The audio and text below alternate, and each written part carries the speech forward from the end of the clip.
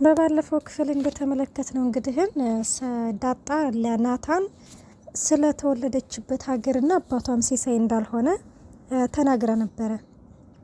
ለናታን ሙሉ ህይወቷን ታሪክ ባትናገርም እንግዲህ ጫፍ ጫፉን ነግረዋለች ማለት ነው። ይሄ ምንድነው? ሰላም እንግዲህ ስለ ዳጣ የህይወት ታሪክ፣ የት እንደተወለደች፣ እናትና አባቷ ማን እንደሆኑ ሁሉንም ነገር ጠይቀህ እንድትነግረኝ ብለው ነበረ። ናታንም እንግዲህ በተባለው መሰረት ዳጣን ጠይቋት እንግዲህ ይሄንን ለሰላም እየነግራታለሁ ለሌላ እንኳን ለማንም አልናገርም ብሎ ነግሯት ነበረ ማለት ነው። ዳጣ በነገራችን ላይ ይሄንን ነገር ለሰላምዬም ሆነ ለማንም ሰው እንዳትናገር ለሰላምዬም ቢሆንም እኔ ነግራታለሁ ብለው ነበረ። ናታን ግን አይ በፍጹም እኔ ነግራታለሁኝ ይላል ማለት ነው። ደረጀ ደግሞ ናታንን ምንድነው እያለው ሰላም ስለ ዳጣ ጠይቀህ ታውቃለች ሲለው አዎ ብዙ ጊዜ ትጠይቀኛለች። ምን እያለች የት እንደተወለደች እናትና አባቷ ማን እንደሆኑ ሁሌ ትጠይቀኛለች፣ ማለቴ ጠይቃት ምናምን ትለኛለች በማለትም እንግዲህ ሲነግረው ደረጃ አውቃታለች ማለት ነው ይላል። ምኑን ያወቀችው ሲለውም እንግዲህ አቶ ደረጀ ከመኪና ላይ ይወርዳል።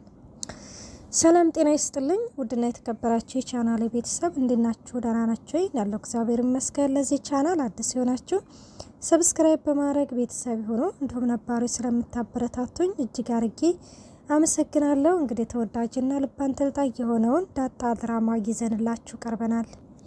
ናታን መጽሐፎቹን እየደረደረ እንግዲህ እቺ ሰላምዬ ትመጣለች።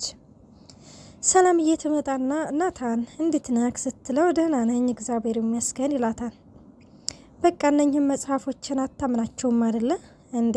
አወዳ እንዴት አምናቸዋለሁ ሲላትም እንግዲህ እኔ ምልክ እንደው ግን የዳጣ ነገር አልገረምህም? ምን ነው የሚያስገርመው ሲላትም ማለቴ ኤቢያንን ሁሉ ነገር እያደረገቻት ግን እሷ ማታ ተከትላት በመውጣቷ አልተገረምክም ስትለው ናታንም በጣም እንደተገረመ ይነግራታል። እኔ ግን እንደዚች ላይ ነገር እንደው በጣም ግርም ድንቅ እያለኝ ነው ስትለውም እንግዲህ በጣም ነው እንጂ የሚገርመው የሚደንቀውም እያሉም እንግዲህ እያወሩ እያለ እንደው እኔ ግን እንደው ወንድ አድርጎ ቢሆን ትላለች ሰላም። ነገራችን ላይ የሆነ ደስ ትለኛለች ለምን ተባላቀም እና እንደዛ ስትላት ለምኑ ይላታል ናታን። እንዴ አግብቻ ሳይህ ነበር እሷን ጠብሽ ነው ትለዋለች። ይኸውልህ ናታንዬ ሌላ አንተ ስትንከረፈፍ ሌላ ሰው ይጠብሳትና ይኸውልህ ጸጉርህን እንዳታንጨበርር ትለዋለች። ማ ዳጣ ሌላ ሰው ልትጠብስ እንዴ? አወዳ ትለዋለች። ከዛ አይ ዳጣ በፍጹም ሌላ ሰው ልትጠብስ አትችልም በማለትም እንግዲህ ትናግረዋለች። ይነግራታል ማለት ነው። አይ ቢሆንም ነግሬሃለሁ እያለችው እንግዲህ አንተ ስትኮራ ሌላ ሰው ይሞጨልሻታል ምናምን ስትለው እንግዲህ አይ ሰላምዬ እኔ እንኳን ኮርች እንኳን አይደለም በማለት እንግዲህ ናታን ይነግራታል ማለት ነው። እና ናታን እንግዲህ ደግሞ እኮ የት እንደተወለደች እኮ ምናምን ነገረችን እኮ ዳጣ ዋሽታናለች ሲል በነገራችን ላይ ሰላምዬ ሰፍ አለች። ማየን የተወለደችው ምናምን ብላ እንግዲህ ትጠይቃለች ማለት ነው። እናም እነ ደረጀና ደግሞ እነ ማርታ ሳሎን እንግዲህ ተቀምጠው ዳጣ እንግዲህ የስንዴ ዳቦ አማረኝ በማለት እንግዲህ ዳቦ ለሷ ተጋግሮላት እየበሉ እያለ መላ ቤተሰቡ እየተጫወተ እንግዲህ እና እንዴት ነች ምናምን ስለ ኤቢ እንግዲህ ጸጉሯን እንዴት ነው ምናምን ያምራል አይደለ ስትላት ማርታ አዎ የመቼ ነው የሚያምረው ትላታለች። አዎድ አውቃለሁ ትላለች ኤቢ ማለት ነው። እና እንደዛ ስትላንችም ታምሪያለሽ ትላታለች። አውቃለሁ ትላለች። እና እንደዛ እንግዲህ ሲሉ ዳጣ ዳቦውን ታነሳና ደረጀ ያዝ ምናምን ስትለው አይ ምናምን በቃኝ ይላታል። ማርታም አይ ዝም ብለሽ አንቺ ለራስሽ ቤት ያቸው ወጣልሽ አይደለ የስንዴ ዳቦ እንዳልሽ ወጣልኝ ለካ እንደዚህ ነው እንደ ዳቦ የሚጋገረው ትላለች ዳጣ ምስኪን። እና እንደዛ እንግዲህ ስትል ማርታ ኤቢን ምን ትላታለች? ከኔና ከአባትሽ ማን ነው የምትወጂው ስትላት እንግዲህ እንዴ አንቺን ነው ትላለች። እጅ ወረኛ ቀጣፊ አሁን ይሄኔ አባትሽ ቢጠይቅሽ ኖሮ አባቴን ነው ምናምን ትያለሽ። በቃ እኔ ኤቢ ውሃን እጠይቃታለሁ ትልና ውሃን ስትጠይቃት እንግዲህ ውሃም ከኔና ከአባትሽ ማን ነው የምትወጂው በጣም ምናምን ስትባል ውሃም ደረጀን ትጠይቅና ማንን ልበላት ትላለች። አባዬ ነው የምወደው በያት ምናምን ይላታል ማለት ነው። ከዛ አባዬ ነው የምወደው ስትል እንግዲህ ማርታ እንዴ እኔን አትወጂኝም ማለት ነው እንዴ? ኧረ እማዬ እወድሻለሁኝ አባዬ እኮ አሳስቶኝ ነው እንዴ እኔን አትወጂኝም እንዴ ይላታል ደረጀ ደግሞ ማለት ነው። አይ እማዬ እኔ ሁለታችሁንም ነው የምወዳችሁ ትላለች ውሃ እና እኔ ሁለታችሁንም ነው የምወዳችሁ ምናምን ስትል እንግዲህ በዚህ ጊዜ ማርታ የኔ ቆንጆ ውሃዬ አንቺ ሲጀመር ሰው ተጠም ሰው የምትዩ ሰው አለ እንደኛ ሙድድ ነው የምናደርግሽ ምናምን ትለና እንዴ ደግሞ ሰላምዬና ናታን ምንድነው በዚህ ሰዓት በር ዘግቶ ማውራት?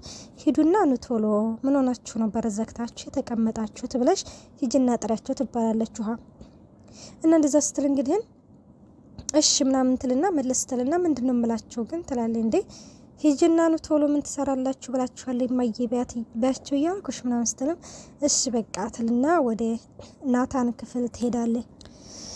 እናም ወደ ናታን ክፍል እንግዲህ ትሄድና ሰላምዬ እንግዲህ በጣም ሱልፍ ብላለች እንግዲህ ስለ ዳጣ ለማወቅ እና ንገሪ ምናምን ስትለው እና ዳጣማ እኮ አዲስ አበባ ነው ማለት እዚህ እንዳልተወለደች ምናምን እሱንም እኮ በኋላ ነገርከኝ የት ነው ታዲያ የተወለደችው ምናምን ስለ እያለች እንግዲህ እየጠበቀችው እያለ ውሃ ትመጣለች። እናም ውሃ ስትመጣ እንግዲህ ወሬውን ያቋርጣሉ ማለት ነው።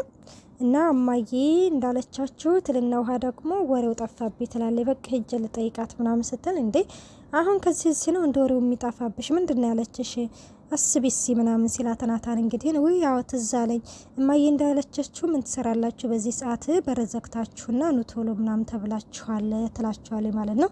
እትዬ ልክ ናት ይኸውልህ ናታን ግን የጀመርክልኝ ኖሬ በኋላ ትጨርስልኛለህ ትለዋለች። ከዛ እሺ ምናምን ትላለች ውሃ በዚህ ጊዜ እንዴ ምንድነው ወሬው እኔም እሰማለሁ ምናምን ስትል በኋላ ስናወራ ትሰሚያለሽ ይሉና እንግዲህ ወደ ሳሎን ይሄዳሉ። ወደ ሳሎን ሲሄዱ እንግዲህ ሰላምዬ ያው እዚሁ ናታን ክፍል ነበረች አልሄደችም። እና ወደ ሳሎን ሲሄዱ ኤቢያጅሪቷ እንግዲህ ምን ብትል ጥሩ ነው ይኸውልህ አባዬ ይሄ አርጁ ምን እንዳለ ታውቃለህ ትላለች። አርጁ ደግሞ ማን ነው?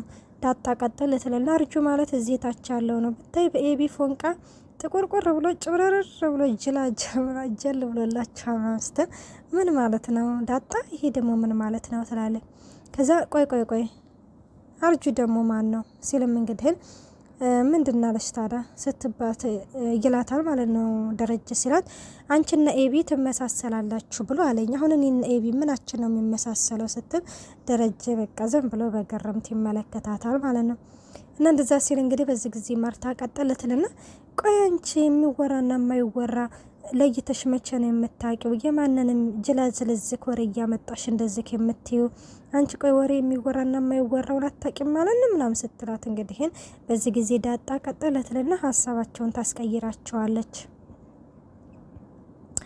ዳጣም ምንድን ያለቻቸው ለምን ጌም አንጫወትም ትላቸዋለች ማለት ነው። ለምን ጌም አንጫወትም ሲለው ኤቢ በዚህ እቺ ውሃ እሺ በቃ ወንድም ወዳ እንደዚህ እኔ ነኝ የምጫወተው ስትል ደረጀ ፈገግ አለ ማለት ኤቢ በጣም አስከፍተው ነበርና እሱ ፈገግ አለ ማለት ነው።